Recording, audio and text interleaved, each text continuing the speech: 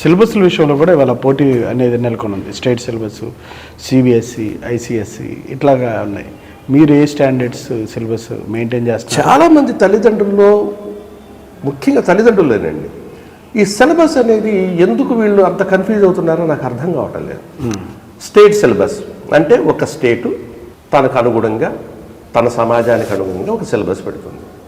అంటే అది కూడా విజ్ఞానవంతమైంది, ఆ పిల్లవాడి స్టాండర్డ్కి, వయసుకు సరిపడా పెడుతుంది. దానికోసం ఒక పెద్ద కమిటీ వేస్తుంది, మేధావులే దాన్ని నిర్ణయిస్తారు.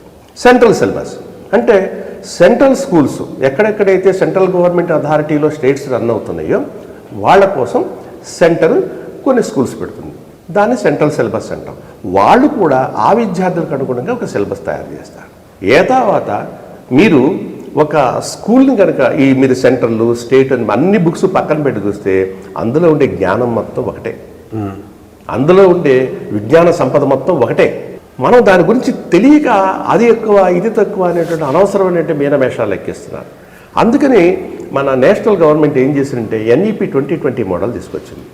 అంటే నేషనల్ ఎడ్యుకేషన్ పాలసీ ప్రకారం దేశం మొత్తం ఇలాంటి ఎడ్యుకేషన్ ఇవ్వండి అని. మేము అది ఫాలో అవుతున్నాం. మీరు దాన్ని ఫాలో అవుతున్నారు.